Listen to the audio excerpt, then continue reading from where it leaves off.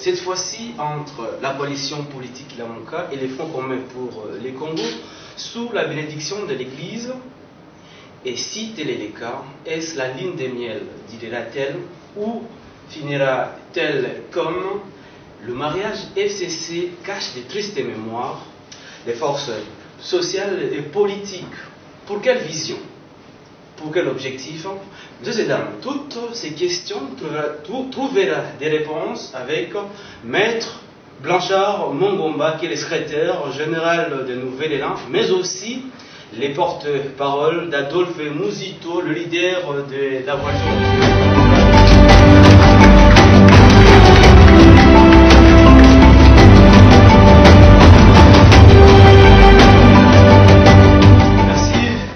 Chers téléspectateurs, de rester toujours branchés, scotchés sur votre chaîne. Aujourd'hui, il y a autant de questions qui se posent tout autour de savoir si le mariage entre les Fonds communs pour les Congos et CCD Joseph Kabila Kabange et la coalition politique Lamuka de Martin Fayulu Matete et d'Adolphe Mouzito, enfin ensemble, est-ce possible? Est-ce qu'ils ont les mêmes objectifs? Est-ce aujourd'hui le mariage incestueux pour l'indexer à l'union sacrée jadis FCC cache, ce n'est pas la même chose aujourd'hui. Maître Blanchard Mongomba va essayer de répondre à toutes ces questions et donner la lumière. Et surtout également des activités qui se pointent déjà à l'horizon. Déjà, le seul lundi, il y aura sit-in au niveau du bureau de la centrale électorale CENI sur Boulevard, et aussi dans les provinces de la République démocratique du Congo. Est-ce possible? Est-ce que ça va donner des ambitions ou ça va donner des résultats escomptés? Maître Blanchard Mongomba, bonjour. Bonjour Alain Chokoro, merci pour l'invitation. Je salue les amis sur ces plateaux et je profite également pour saluer les différents téléspectateurs qui nous suivent en ce moment. Merci. Maître Blanchard Mongomba, vous avez compris et entendu ma question d'introduction, c'est de savoir le mariage, Front commun pour les Congos et la coalition politique Lamuka. Est-ce possible et est-ce vrai? D'abord, je m'aimerais bien recadrer les choses, non pas par rapport à votre question, mais par rapport à ce qui s'est dit à la cité et un peu partout. Nouvel Élan, parce que ici je représente d'abord Nouvel Élan en tant que secrétaire général. Mon parti est un parti qui a des objectifs bien connus et bien précis. En tant que tel, nous avons une vision, nous avons un programme, nous avons un projet de société. Et en tant que tel, s'il faut aller convoler, s'il faut aller en alliance, en accord politique avec un autre parti politique ou aller dans une famille politique, la première des choses, c'est de commencer par voir quelle est la vision de ces partis politiques, quel est le programme de ces partis et quel est le projet de société. Parce que si nous ne nous mettons pas d'accord autour de ces éléments, notamment la vision, le programme, le projet de société, nous ne pouvons pas parler le même langage, ce qui fait qu'en tant que tel, nous nous retrouvons dans la Mouka. Parce que là, au moins, on a estimé dès le départ que nous étions engagés dans une même lutte, dans un même combat que celui de la libération. Il a fallu nous engager ensemble pour libérer le Congo, libérer notre pays de l'emprise de la dictature, ce qui fait qu'à l'époque, nous avions présenté un candidat et ces candidats avaient battu tous les autres candidats, mais malheureusement, il s'est fait qu'il n'a pas pu exercer son impérium sans pouvoir parce que justement les ennemis de la démocratie et les ennemis de notre peuple n'ont pas justement donné l'occasion à notre peuple de savourer, de bénéficier de son pouvoir en tant que souverain. Mais maintenant, puisque ce sont ceux-là, c'est-à-dire les ennemis de notre peuple qui exercent aujourd'hui contre la volonté de ces peuples, ils s'arrangent une fois de plus pour mettre en place une centrale électorale indépendante à leur guise pour manipuler une fois de plus les résultats de manière à nous donner le résultat électoral tel que l'on avait vécu en 2018. Le peuple congolais qui continue à croire, je dirais qui continue à croire en la Mouka et ses leaders ici, je vois Adolphe Mouzito et Martin Fayulu, ont estimé qu'il fallait barrer la route à cette imposture. Et ça, nous le faisons de manière, en tout cas, élogieuse, je dirais, puisque notre peuple l'a démontré. Lorsque, tout récemment, nous avions organisé un meeting populaire au terrain Sainte-Thérèse en tant que la Mouka, et la deuxième fois, lorsque nous avions organisé une marche le 16 dans la partie ouest, je prends ici Ngaba pour citer à la première rue. Donc ça montre que nous avons un combat, nous avons un objectif.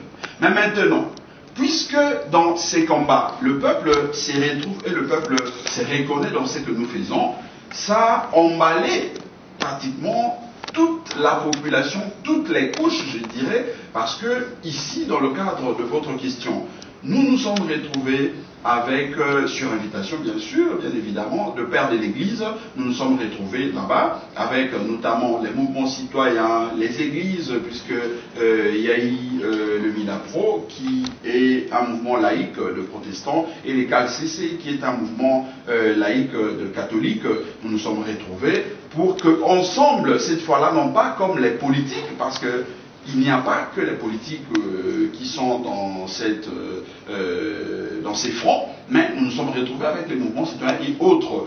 Et là, nous disons que ce n'est plus une activité politique, ça devient une activité citoyenne, parce que là, le peuple s'exprime en tant que tel, en tant que citoyen. Et nous, si nous y avions répondu, nous en tant que Nouvel Élan, c'est parce que nous disons qu'au-delà du combat de la gouvernance, qui est notre cheval de bataille en tant que Nouvel Élan, nous avons aussi l'obligation de parachever les combats de la libération que nous a laissé nos pères fondateurs, puisque vous savez, nous, au Nouvel Élan, nous disons que nous avons ce que nous appelons les combats de l'Ancien Testament et les combats du Nouveau Testament. Les combats de l'Ancien Testament, c'est les combats de la libération que nos pères fondateurs, Lumumba, on peut citer Kasavubu, Polo Quito, même Gizenga, nous pouvons citer, parce que eux avaient commencé cette lutte-là de libération, mais ils n'ont pas fini. Nous devrions continuer. Mais en plus de ça, il y a le combat de la gouvernance. Donc bref, je dirais qu'il n'y a aucune alliance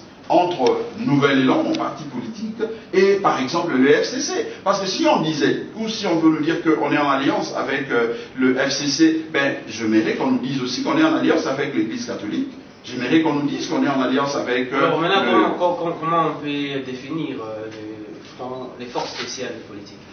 La définition, c'est que c'est un front des citoyens congolais qui ont estimé que nous ne pouvons pas laisser les pays sombrer. Nous devons nous lever comme citoyens congolais, épris de cette volonté de voir les choses aller de belle manière, aller de l'avant, et par conséquent, nous lançons un appel à tous ceux qui se sentent responsables, ceux qui se sentent citoyens, de manière à unir nos forces pour libérer les pays. Dès que les pays seront libérés, chacun de nous prendra sa direction. Moi, en tant que socialiste, je veux continuer mon combat de Nouvel Élan en tant que socialiste. Je peux prendre un petit exemple, si vous le permettez, Alain Trésor, pour étayer ce que Alain Choukou, excusez-moi, pour démontrer la véracité de ce que je suis en train de dire. Vous savez, en 1997, Mouzé Laurent Désiré Kabila entrait avec l'AFDEL pour faire partir la dictature mobusienne. Lorsque Mouzé Laurent Désiré Kabila entrait, nous sommes tous sans ignorer que Mouzé était arrivé avec le Rwandais dans sa troupe. Mouzé était venu avec le James Kabarebe et tous les autres. Mais qui étaient les premiers à accueillir Mouzé et l'AFDEL dans les territoires et villages partout où ils arrivaient? C'était nos amis, notre papa Etienne Tshisekedi. Ce sont ces représentants dans toutes les provinces qui accueillaient justement les forces de libération. Mais à cette époque-là, tous nous savons que Etienne Tshisekedi était contre le Rwandais. Mais puisqu'il s'agissait de la libération, il avait pris l'option d'accueillir d'abord, pourvu que nous puissions libérer les pays de l'emprise de la dictature. Mais lorsque Mouzé était arrivé ici, qu'est-ce qu'il a dit? Il a demandé à Mouzé de faire partir le Rwandais, parce que cette fois-là, les pays étaient déjà libérés, il fallait se retrouver entre Congolais pour que nous puissions parler démocratisation, nous puissions parler gouvernance, nous puissions parler entre Congolais. C'est ce que nous nous disons. Aujourd'hui, nous sommes dans un front. Cette alliance-là, c'est ce qui est à la base de ce qui se passe dans l'est de la RDC. Bien évidemment, mais le problème, en ce moment-là, nous ne pouvons plus parler des Mouzé. Ce qui se passe aujourd'hui dans l'Est de la République démocratique du Congo, les responsables sont là, entre M. Tshilombo. On parle de sous-bassement. Oui, mais le sous-bassement, toute chose a toujours un sous-bassement. Mais le plus important, c'est ce que l'on fait de ces sous-bassements. Voilà, aujourd'hui, non, je veux finir parce que ça c'est très important. Okay. Lorsque M. Tshilombo passe un accord avec Paul Kagame, les dictateurs, c'est lui qui veut faire de l'Afrique, je ne sais pas moi, Staline, tout ça, Staline, l'Italie. Donc voilà, donc c'est bref, nous disons que il y a possibilité de permettre au peuple congolais de vivre en toute quiétude dans leur territoire. Parce que j'étais en train de dire que lorsque M. Tshilombo passe un contrat, des accords commerciaux avec Paul Kagame pour extraire, pour raffiner nos minerais, ça je ne pense pas que c'est Mzee Kabila qui est rêvé pour lui donner cette initiative. Lorsque il autorise à ce que Paul Kagame vienne construire les maisons avec 30 millions de dollars, ce n'est pas Mzee Kabila. Donc bref, c'est que ce sont ceux qui gèrent aujourd'hui par défi contre la volonté de notre peuple qui sont à la base. Mais je vois, les gens vont dire non mais pourquoi tu parles de Tshilombo, tu ne cites pas Kabila. Bien évidemment, Kabila aussi avec ses 18 ans, il est à la base, il a une main noire, donc il a les sangs dans le main parce qu'il a participé à ce qui se passe dans la partie est de notre Congo. Maître Blanchard, je rappelle que vous êtes secrétaire général de Nouvelles Incontournables de Fermojito. Si on parle des alliances, là vous donnez quand même raison à Mobutu Ngouazaban, mais lorsqu'il disait que s'il faut signer le pacte avec le diable pour garder l'intégrité nationale de la République démocratique, il le fera.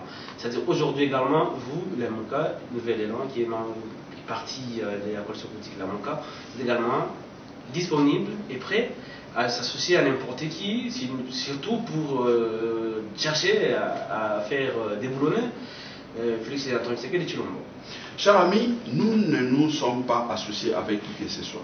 Le Nouvel Élan, mon parti politique. Non, mais déjà le samedi, j'étais à Lemba Terminus, je vous ai vu avec d'autres membres de la coalition politique SCC. Je vis Serna Bonganga qui est membre de la MONCA, main dans la main avec Chadari, et il y a des photos, c'est-à-dire que vous êtes ensemble. Vous ne pouvez pas faire des marches ensemble, mais ça que vous ayez ensemble, avoir le temps de vous asseoir, discuter et élaborer des stratégies communes. C'est très important ce que je vais dire maintenant, et je souhaiterais que les Congolais qui nous suivent retiennent ce que je vais dire. Okay. Lorsque nous, Nouvel Élan, nous combattons, lorsque nous luttons, nous ne luttons pas contre les individus. Nous ne luttons pas contre les personnes, nous luttons contre une vision, une idéologie, contre un système. La personne de Chadari n'est pas mon ennemi, si bien qu'il n'y a aucune photo, heureusement que vous citez M. Lisanga Bonganga, mais vous n'avez vu aucune photo, par exemple, de Muzito ou de Blanchard Mongoba avec M. Emmanuel Chadari. Donc pour nous, c'est que c'est vrai, il n'y a pas une photo dans ce sens-là, mais pour nous, ce n'est pas la personne de Kabila, la personne de Tshisekedi, la personne de Chadari qui pose problème. Ce qui pose problème, c'est les systèmes mis en place par Chadari, c'est les systèmes mis en place par M. Tshilombo, c'est les systèmes mis en place par Kabila et tous les autres. Si nous combattons ces systèmes-là. Nous combattons cette façon de faire. Nous ne combattons pas la personne, le corps, l'enveloppe que nous voyons. Non, ça ce n'est pas notre combat. C'est les créateurs du système. Bien évidemment, mais lorsque nous combattons le système, les créateurs aussi tombent. Mais vous travaillez avec. Je l'ai démontré, c'est que non, à ces jours, mon parti politique n'a aucun accord, aucun document qui prouve que nous sommes en alliance ou en accord avec qui que ce soit. Je l'ai dit ici. Il n'y a pas d'accord, je suis d'accord, il n'y a pas un accord dans ce sens-là, mais au moins il y a des vidéos, des images où vous étiez ensemble faisant une déclaration commune.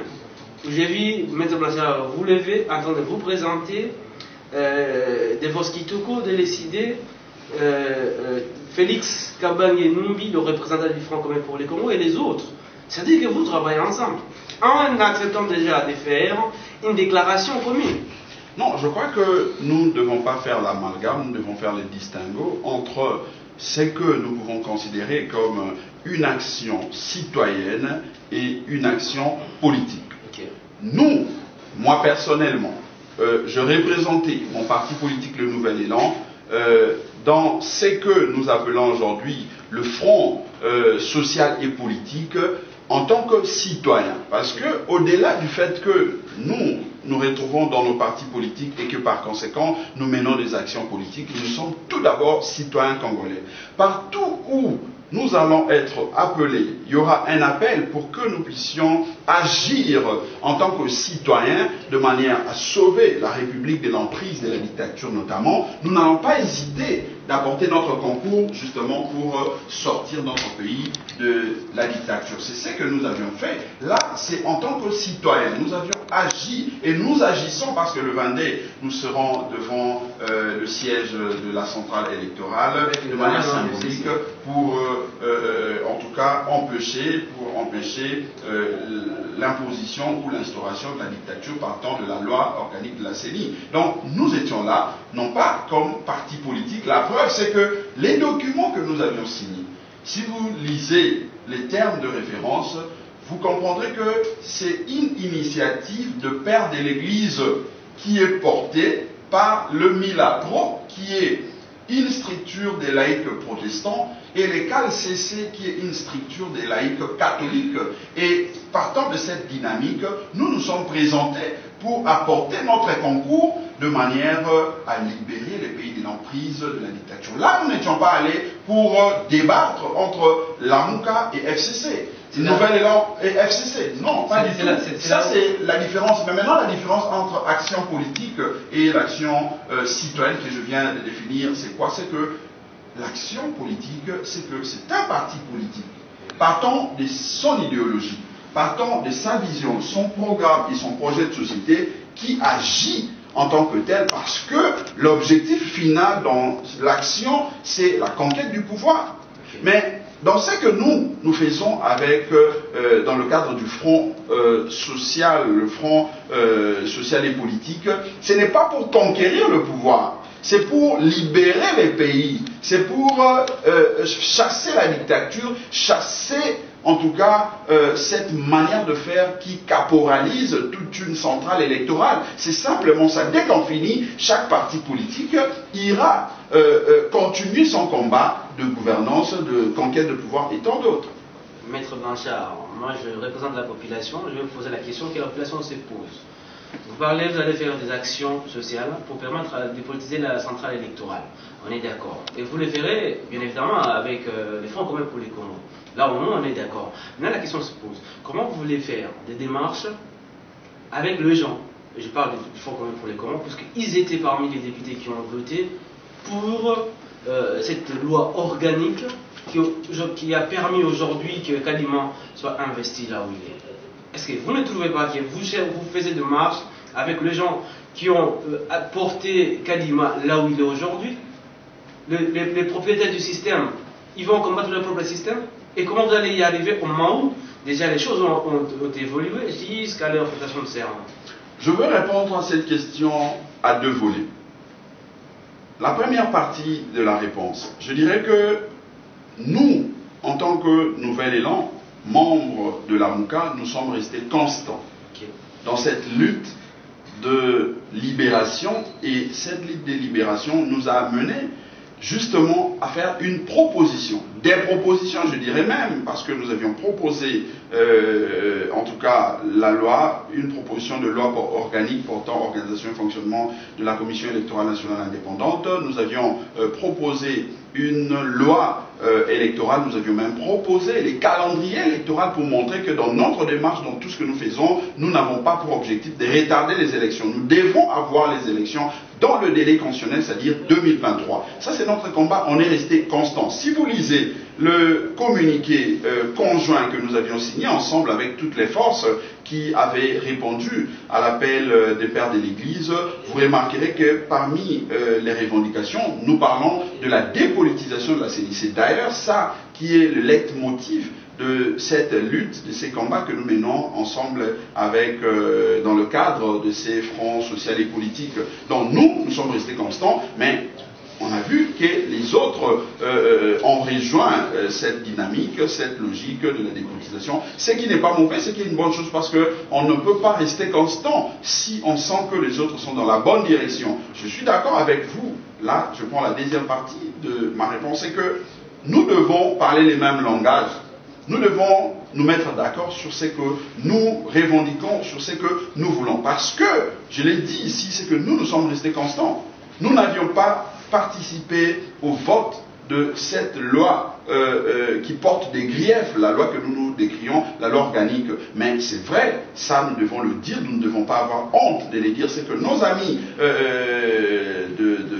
par exemple, de Ensemble pour la République de M. Katumbi ont voté, participé à l'élaboration de cette loi. Mais ils se retrouvent dans le cadre de l'appel de père de l'Église. Nous avions vu nos frères du FCC voter et se retrouvent dans cette loi. Je crois que vous êtes, vous, Nouvel Élan, parti sur la défense du Montuto, et est connu dans le microcosme politique comme quelqu'un qui n'est pas dans le débat politique. Je me rappelle ses propos lorsqu'il disait qu'il ne combat pas Félix Tshisekedi, il ne le fera pas, mais au moins ses visions. Il avait reçu le tir de tous les côtés, soit de la Manga comme de notre bord politique. Est-ce que vous pensez que vous êtes à l'aise dans ce genre d'initiative, puisque vous semblez être soit en avance plus que les autres, et surtout vous parlez seulement des idées, comme je dis tantôt, votre chef, l'homme de chiffres, l'homme de tribune, des réflexions. Or, la politique congolaise, parfois il n'y a pas des réflexions de telle envergure. C'est peut-être la difficulté que nous rencontrons souvent lorsque nous venons avec les idées. Par moments on est mal compris, par moments on trouve qu'on a le calcul un peu bizarre. Pourtant c'est ça la vérité, c'est ça la réalité. Nous disons que dans le cadre de ces fronts que nous menons ensemble avec tous ceux qui ont accepté de répondre à l'appel de Père de l'Église, nous devons nous dire des choses de manière claire et vraie pour permettre à ce que nous puissions atteindre l'objectif que nous poursuivons. Et l'objectif ici, c'est d'avoir un consensus autour du processus électoral, de manière à réviser la loi organique qui a été votée par M. Mbosso. Mais nous constatons tout de même qu'il y a, par exemple, le groupe du FCC qui avait participé à l'élaboration et au vote certainement de cette loi, nos amis d'Ensemble et tant d'autres. Mais maintenant que nous nous retrouvons autour de Père de l'Église, nous aimerions bien, pendant que tout en poursuivant cette lutte de libération, nous puissions nous mettre d'accord autour de ce que nous voulons. Parce que eux, je finis par là, eux, ils ont l'avantage de croire aux institutions actuelles, alors que nous, la Mouka Nouvelle Élan, nous ne croyons pas aux institutions actuelles. Et puisque eux, ils sont là au sein des institutions,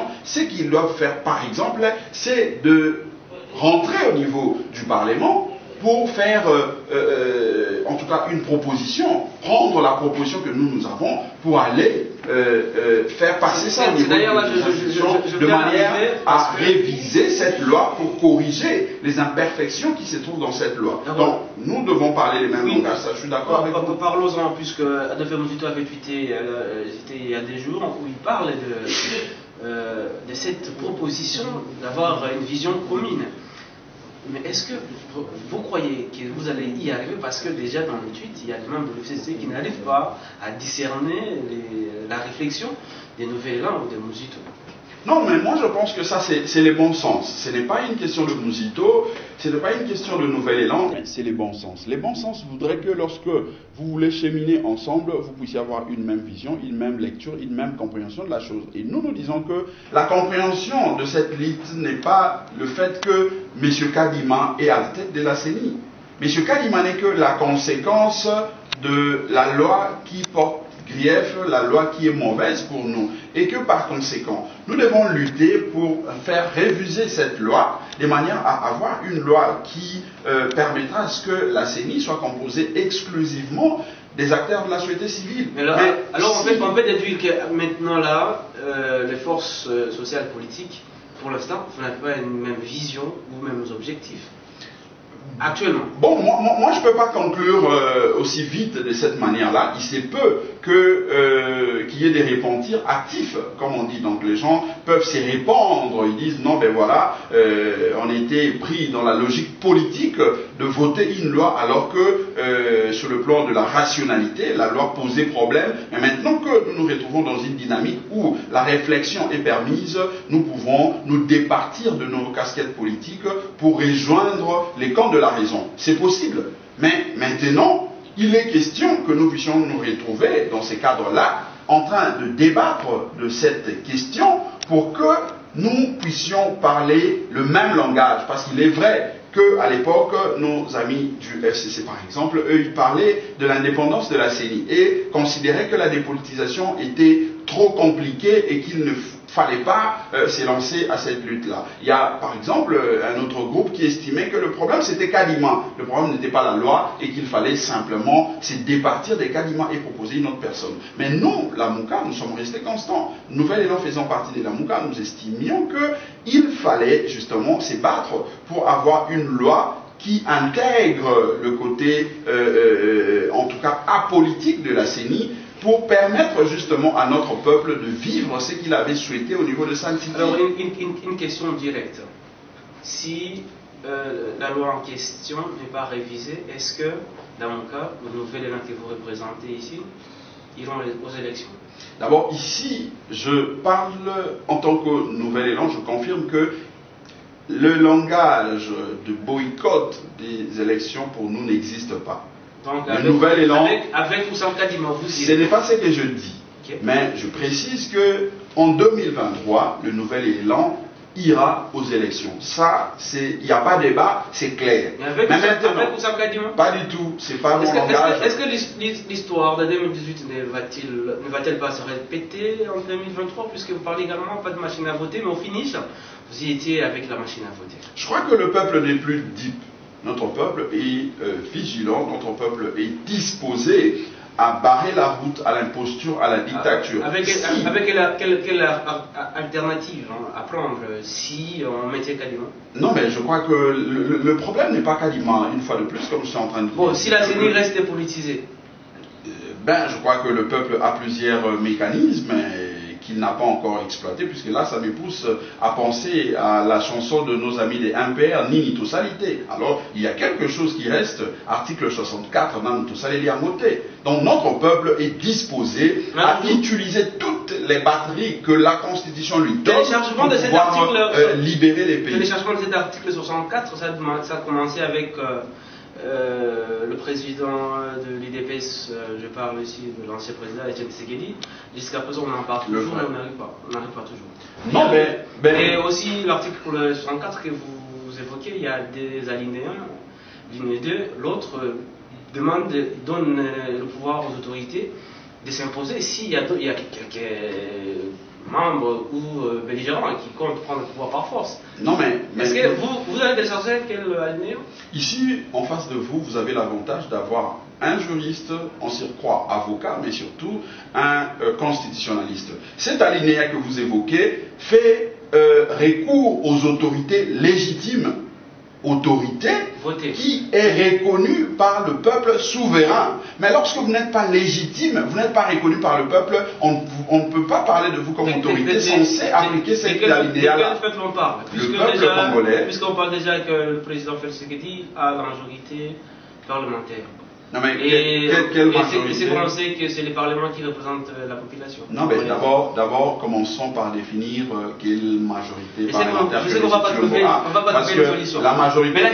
Non, ça c'est très important, s'il vous plaît, je dois répondre, puisque notre peuple qui nous suit a besoin de comprendre lorsque vous dites que M. Tshilombo a la majorité parlementaire. Mais nous devons le dire. Quelle majorité M. Tshilombo a? Majorité fabriquée de toutes pièces, en violation même de la Constitution, parce que la Constitution donne mandat à ses représentants, en tout cas un mandat de 5 ans. Mais lorsque vous n'arrivez pas, enfin, ou à l'échéance, ces mandats n'arrivent pas à terme, vous permettez de prendre la place du peuple pour changer la majorité par coup de billets des banques et des jeeps palissades, et vous bombez la poitrine en disant que vous avez la majorité. Je crois que c'est au peuple de juger si effectivement M. Tshilombo a la majorité. Mais la vérité, c'est que M. Tshilombo n'a qu'une trentaine de députés avec son parti IDPS. Donc il n'a rien. Alors ici, ce que nous pouvons dire, c'est que notre peuple qui souffre aujourd'hui des affres et des guerres, puisque dans la partie Est, ça continue à tuer, à tirer, mais M. Tshilombo, c'est pas vague, plus de 100 voyages, en tout cas, il ne se préoccupe pas de la situation de notre peuple. Ici au pays, il y a l'état de siège qui n'a rien produit, 12e vote d'état de siège, mais les gens continuent à mourir, on continue à rester dans le monde. Sur le plan social, il n'y a rien qui n'évolue. Nos enfants ont du mal à étudier, nos enseignants, nos parents ne sont pas payés. Bon, alors, puisqu'on parle des paiements d'état de siège, parlons du budget, l'exercice 2022 voté hier. C'était le jeudi au niveau du Parlement avec recettes en dépenses de 10 milliards de dollars américains. On est satisfait, puisqu'enfin, Muzito, notre leader, est dépassé, puisque lui, il avait laissé à 4 milliards, et pendant au moins 10 ans, on était stagné à 5 milliards de dollars. Aujourd'hui, enfin, il y a 10 milliards. Vous êtes satisfait ou il y a encore des quoi que vous comptez relever? C'est théorique. C'est le budget des 10 milliards de dollars que M. Sama a présenté, puisque déjà dans les 10 milliards, il faut noter que 7 milliards présentent les recettes propres qu'ils devront mobiliser ici en interne, et 30%, c'est-à-dire 3 milliards, il doit les mobiliser à l'extérieur. Généralement, nous connaissons l'histoire de nos budgets ici, lorsqu'on parle de la reddition de comptes, ils ont du mal, plusieurs gouvernements, à mobiliser les recettes extérieures. Mais parlons de recettes internes ici de 7 milliards. Muzito venait de dire, il a laissé en 2001 un budget de 3 milliards 500 millions, mais il a fallu attendre 10 ans après pour voir une prévision. C'est encore une prévision, parce qu'on attendra la reddition de comptes pour voir s'ils seront à même de réaliser cette prévision de 7 milliards. Mais parlons quand même de cette prévision. Ils ont donné une prévision de 7 milliards de dollars. C'est qu'il y a accroissement, donc ils ont doublé le budget à 2. Si nous entrons dans ces budgets, nous constatons par exemple que lorsque Muzito en 2011 quitte le gouvernement en nous laissant un budget de 3 milliards 500 millions, il a laissé une enveloppe salariale, la masse salariale était tournée autour de 1 milliard 100 millions de dollars, mais avec un budget de 3 milliards 500 millions. Et il faut souligner que dans cette enveloppe de 1 milliard 100 millions, il payait les enseignants avec une enveloppe. Les salaires des enseignants étaient en tout cas de 2000 dollars. Il payait le magistrat 1000 dollars. Il payait le médecin 2000 et tant d'autres. Donc avec un budget de 3 milliards 500 millions de dollars, Muzito a multiplié par 10 les salaires des magistrats, il a multiplié par 5 les salaires de professeurs et tant d'autres le médecin. Mais maintenant, c'est très important puisque les chiffres ne trompent jamais. Avec un budget de 7 milliards de dollars, nous notons que l'enveloppe salariale qui était de 1 milliard 100 millions, aujourd'hui a augmenté à 3 milliards de dollars. Mais malheureusement, le constat, c'est que l'enseignant qui hier, avec un budget de 3 milliards 500 millions à l'époque d'Adolphe Muzito, avec une enveloppe de la masse salariale de manière globale de 1 milliard 100 millions, l'enseignant touchait 2000 dollars. Mais aujourd'hui, avec l'accroissement du budget, au lieu de 3 milliards 500, on a 7 milliards. Au lieu de l'enveloppe globale de 1 milliard 100, on a 3 milliards, mais malheureusement, l'enseignant, au lieu de toucher 2000 dollars, il touche 1200 dollars. Comprenez la magie de ce qui gouverne aujourd'hui. Maître Blachard Monroba, n'oubliez pas que de 2012 à 2022 ou 2021, puisque nous en sommes, on est presque à la fin, le nombre de fonctionnaires ont plus que quadruplé, il y a le nombre d'enseignants qui ont augmenté. C'est tout à fait normal, même si on a quitté de 1 milliard 500, 3 milliards 500, c'est tout à fait normal qu'il reste stagné, ou soit qu'il y a de rabais, puisque le nombre a augmenté, mais les recettes n'ont pas augmenté comme il devrait monter. Pas du tout. Je mets quiconque à défi puisque les nombres d'enseignants n'ont pas augmenté. On avait 750 000 enseignants au niveau des établissements publics. Jusqu'à ces jours, nous continuons à dénombrer 750 000 enseignants. Il y a de non payés, il y a tout ça qui, jusqu'à aujourd'hui, ils travaillent mais ils ne sont pas mécanisés. Du côté de fonctionnaires, on a 1 500 000 fonctionnaires en République démocratique du Congo. Jusque-là, il n'y a pas évolution. Donc on est autour de ça par rapport à cette enveloppe. Mais il faut, par contre, constater que, puisque le nombre n'a pas bougé, les mêmes nombres que nous avions avec une enveloppe de 1 milliard 100 millions, aujourd'hui avec 3 milliards, et que les fonctionnaires touchent moins, ça veut dire que, entre autres, il y a inflation qui a bouffé de l'argent, l'inflation, il y a le dépassement au niveau, par exemple, de la présidence, qui, au lieu de permettre à ce que cette augmentation de l'enveloppe bénéficie aux fonctionnaires pour distribuer cette richesse au niveau de l'économie, ça profite aux individus, un groupe minime même des individus qui se sont fait augmenter leur salaire, ce qui a fait augmenter l'enveloppe globale, et malheureusement notre peuple qui travaille sur terrain, l'enseignant, le médecin, le professeur et tous les autres fonctionnaires ne bénéficient pas de cette enveloppe-là. Pourtant, ce sont les contribuables dans ces budgets. Chutons par le partage, de ce budget. 38% vers les institutions, 3% de l'armée, 3% de santé et école. Est-ce que comment ça fait lorsque vous voyez ce partage-là qui n'est pas trop équitable? C'est ce que les Quinois appelleraient la sorcellerie.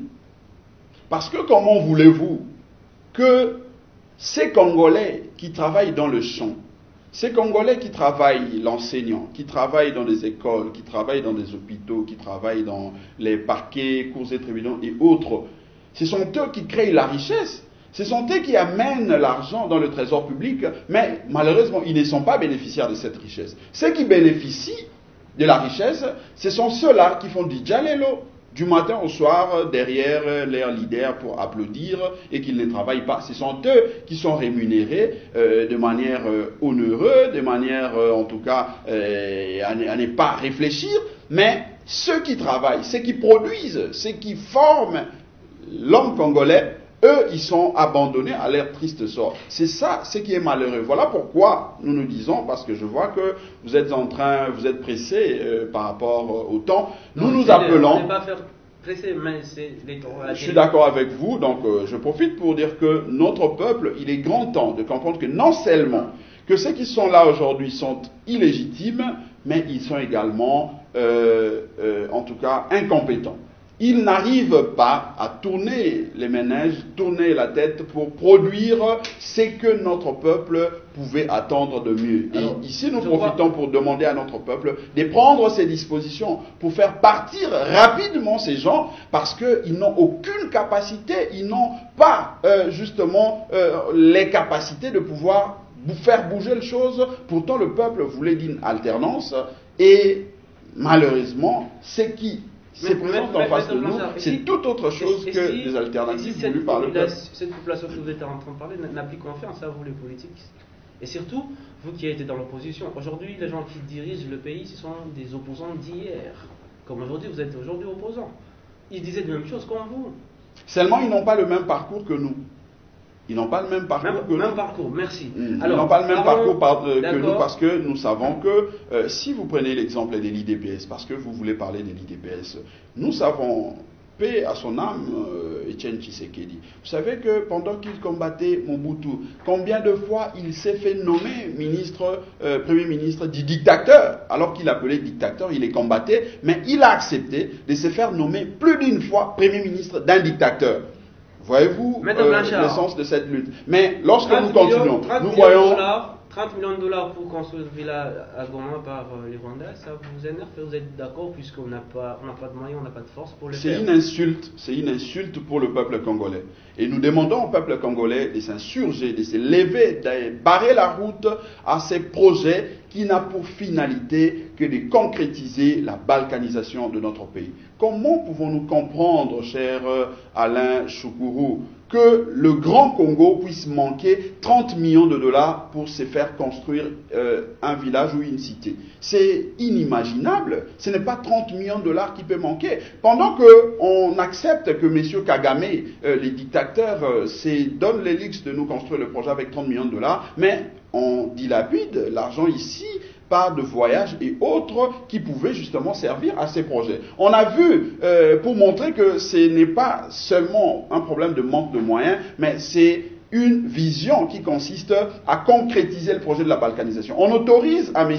Paul Kagame d'aller construire un projet avec 5 millions de dollars pour extraire, pour raffiner les minéraux. C'est 5 millions de dollars qui manquaient aussi à la République démocratique du Congo. Donc ici, nous disons à notre peuple, surtout dans la partie Est, il faut s'élever comme un seul homme, chers frères et sœurs, dans la partie Est, et même nous qui sommes ici au centre à Kinshasa, à l'Ouest et un peu partout, nous devons empêcher à ce que ces projets-là se concrétisent. S'il faut cotiser $1 par Congolais pour que nous puissions réussir un projet de cette envergure-là, nous Congolais, nous sommes prêts, et le nouvel élan est prêt à se lancer à ce genre de projet pour concrétiser, pour barrer la route à l'initiative de M. Kagame et son ami M. Tshilombo. Je rappelle ici que votre parti Nouvel Élan, c'est parmi les rares partis qui sont implantés correctement dans le Nord Kivu, Rutshuru, Beni, Butembo et même Nyiragongo.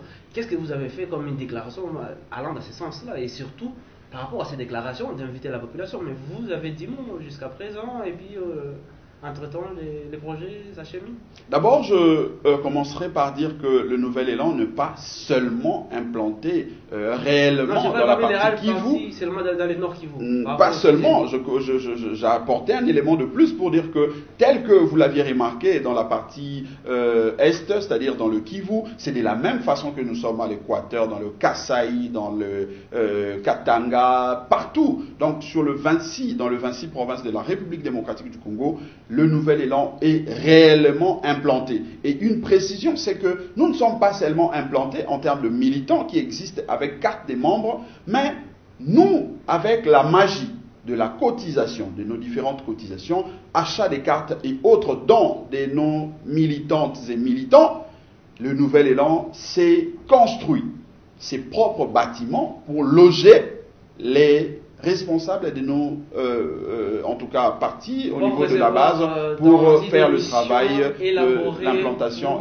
On va recevoir dans une émission élaborée pour en parler de long et à large, puisque j'ai déjà vu quelques photos également des Kabeka. Moi, chez Etienne Tshisekedi, je me pose la question comment Muzito est allé là-bas. Très bientôt, nous serons dans le nord Ubangi. Nous, on est attendu là-bas chez Mobutu, le village natal de Mobutu à Badolité, où nous allons installer le Nouvel Élan là-bas. Et donc, c'est pour montrer que les gens qui disent que Muzito ou le Nouvel Élan est un parti tribaliste, moi, je suis le secrétaire général du parti Nouvel Élan. Je ne suis pas de la même province que l'initiateur ou le président, l'initiateur du parti Nouvel Élan, Adolphe Muzito. Et la preuve, une fois de plus, que nous ne sommes pas un parti tribal, c'est qu'on est implanté sur toute l'étendue de la République. Et je l'ai dit, nous sommes en train d'aller, par exemple, dans le nord Ubangi. On a été porté par Chipoyi dans la Mongala, précisément à Bomba. Je crois que M. Chomba va nous montrer cette vidéo-là pour témoigner que c'est vrai.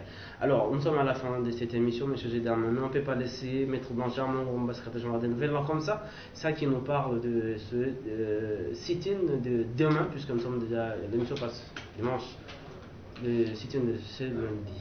Merci. J'appelle les Congolaises et Congolais, militantes et militants du Nouvel Élan, de répondre massivement à ces sit-ins de ce lundi 22 novembre devant le bâtiment abritant la centrale électorale nationale indépendante, parce que pour nous, nous voulons justement, chers Congolais, que nous puissions revoir la loi organique qui porte beaucoup de griefs. C'est cette loi qui a amené justement M. Tshilombo à prendre une ordonnance qui a permis à ce que M. Kadima se retrouve à la tête de cette centrale. Nous estimons que pour des bonnes élections libres, démocratiques, apaisées, mais aussi transparentes, nous devons révisiter cette loi de manière à permettre à ce que nous puissions vivre la dépolitisation. Parce que ce que les gens oublient, à Sun City, le peuple ne voulait pas, par exemple, que nous puissions avoir le ministère de l'Intérieur comme étant l'entité qui organise les élections dans notre pays. Il voulait que nous puissions avoir une commission électorale indépendante. Et l'indépendance, là, rime avec la dépolitisation, rime avec l'occupation de la société civile. Donc, avec nos amis de la société civile, eux, au moins, il y a une présomption de l'indépendance, de la neutralité, puisqu'ils ne sont pas juges et partis. Mais lorsque nous, politiques, nous nous retrouvons au bureau de la CENI, nous sommes juges et partis. Imaginez un seul instant que Blanchard Mongomba,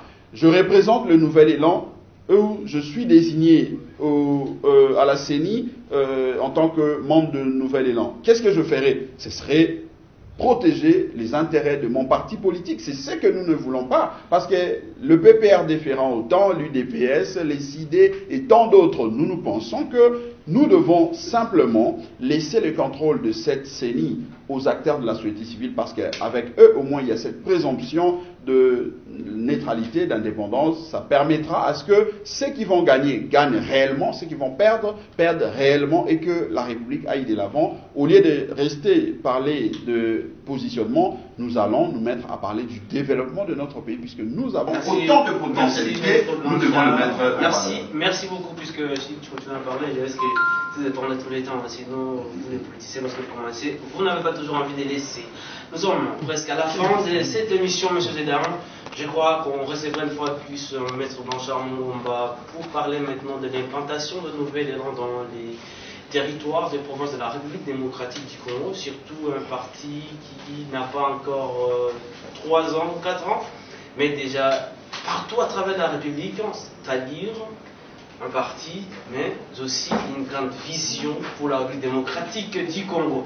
Nous sommes à la fin, je crois que Maître Blanchard Mongomba, on peut s'élever déjà et se dire au revoir. Merci et beaucoup. nous estimons qu'on va encore se revoir.